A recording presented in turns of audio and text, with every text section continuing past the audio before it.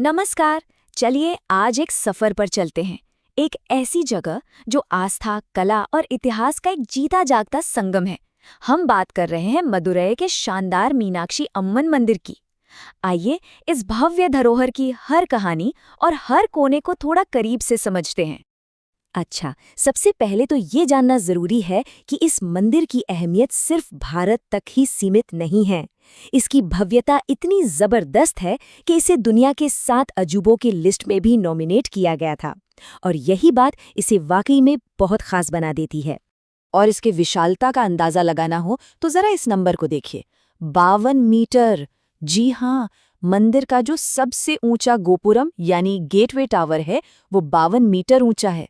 सोच कर देखिए, सैकड़ों साल पहले इतनी बड़ी और इतनी कलात्मक इमारत बनाना इंजीनियरिंग का क्या कमाल रहा होगा। तो चलिए सबसे पहले इसकी नींव से ही शुरू करते हैं। आखिर वो क्या चीज़ है, कौन सी आर्किटेक्चर है और क्या इतिहास है जो इसे सिर्फ एक पूजा की जगह नहीं बल्कि एक जीता जागता अजूबा बनाता है। ये मंदिर द्रविड़ वास्तुकला, जिसे हम द्रविडियन आर्किटेक्चर भी कहते हैं, उसका एक बेहतरीन उदाहरण है। इस स्टाइल की सबसे बड़ी पहचान क्या है? इसके आसमान को छूते हुए गोपुरम, जिन पर हजारों मूर्तियां तराशी गई हैं। हर एक मूर्ति अपने आप में एक कहानी कहती है, जैसे मानो पत्थर में जान डाल दी गई हो। तो ये मंदिर देवी मीनाक्षी यानी माँ पार्वती और उनके पति भगवान सुंदरेश्वर को समर्पित है। और एक बहुत दिलचस्प बात यह है कि पूरा का पूरा मदुरै शहर इसी मंदिर को केंद्र मानकर बसाया गया है। यहाँ कुल 14 बड़े बड़े गोपुरम हैं जो हजारों रंग बिरंगी मूर्तियों से सजे हुए हैं। वाकई देखने लायक नजारा है। मंदिर की बाहरी बनावट और वास्तुकला तो अद्भुत है ही, पर अब जरा इसकी आत्मा में उतरते हैं। चलिए इसके आध्यात्मिक पहलू को समझते हैं और यहाँ होने वाले कुछ खास रीति रिवाजों और अनुभवों को महसूस करते हैं। यहाँ हर रात एक बहुत ही सुंदर रस्म होती है जिसे कल्याण सुंदरेश्वर सेवा कहते हैं। होता क्या है कि ठीक रात 9 बजे भगवान सुंदरेश्वर की मूर्ति को एक सजी हुई पालकी में बैठाकर देवी मीनाक्षी के कमरे तक ले जाया जाता है। ये उनके दिव्य मिलन का प्रतीक है और भक्तों के लिए ये एक बहुत ही शांत और यादगार अनुभव होता है।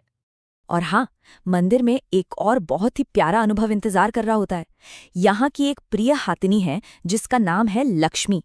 वो अपनी सूंड उठाकर भक्तों को आशीर्वाद देती है। ये एक ऐसा पल है जो इस पूरी यात्रा को हमेशा के लिए यादगार बना देता है। तो मंदिर के दिव्य अनुभवों के बाद अब बात करते हैं उस रंग बिरंगी संस्कृति की जो इस मंदिर के आसपास बसती है। अब हम यहाँ के बड़े त्योहारों और हाँ, मदुरै के जायकेदार खाने पर नजर डालेंगे।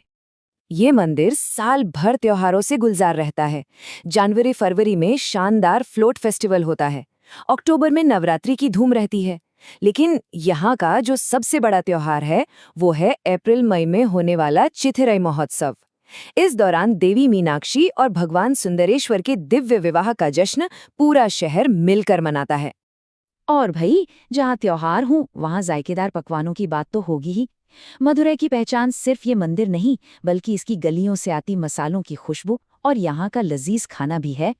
यहाँ आकर कुछ चीजें तो जरूर ट्राई करनी चाहिए, जैसे कि जिगर ठंडा, एक बहुत ही खास मीठा ड्रिंक जो गर्मी में एकदम राहत देता है।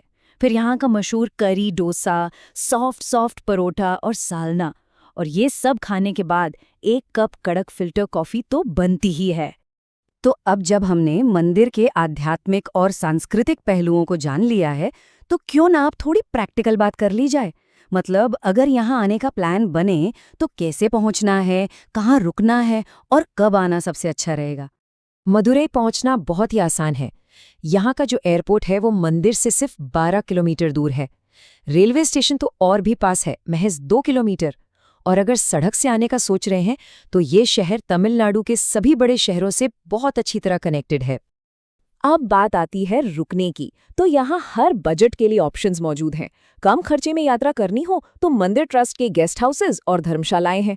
मिड रेंज में भी कई अच्छे होटल्स हैं। और अगर एक शानदार अनुभव चाहिए तो ताज और आइबिस जैसे प्रीमियम होटल्स भी यहाँ हैं। अच्छा, अब ये सवाल कि यहाँ आने का सबसे सही समय कौन सा है।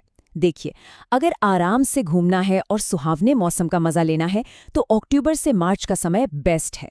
लेकिन अगर चिथिरै फेस्टिवल की रौनक देखनी है तो फिर अप्रैल मई की तेज गर्मी के लिए भी तैयार रहना होगा। और आखिर में कुछ बहुत ज़रूरी बातें और टिप्स जो इस यात्रा को और भी ज़्यादा आरामदायक और यादगार बनाने में मदद करेंगी। मंदिर के समय का ध्यान रखना बहुत ज़रूरी है। सुबह के दर्शन 5 बजे से लेकर दोपहर 12:30 बजे तक होते हैं। इसके बाद मंदिर 12:30 से 4 बजे तक बंद रहता है और फिर शाम को 4 बजे से लेकर रात 10 बजे तक दोबारा खुलता है। हाँ, मंदिर परिसर में कुछ नियमों का पालन करना भी जरूरी होता है, जैसे कि शालीन कपड़े पहनना और अंदर जाने से पहले जूते चप्पल बाहर उतार देना।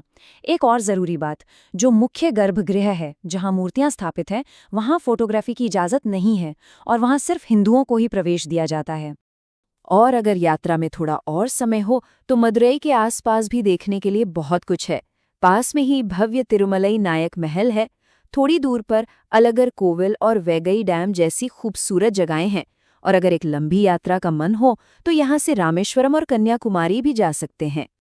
तो इस पूरी जानकारी के बाद आखिर में एक सवाल मन में आता है कि हजारों मूर्तियों, ऊंचे ऊंचे गोपुरमों और सदियों पुरानी रस्मों के अलावा मदुरई का असली सार क्या है? शायद इसका जवाब इसकी हवा में बसी आस्था में है, इसकी गलियों में फैले स्वाद में है और इसके लोगों की जिंदा दिल संस्कृति में छिपा है।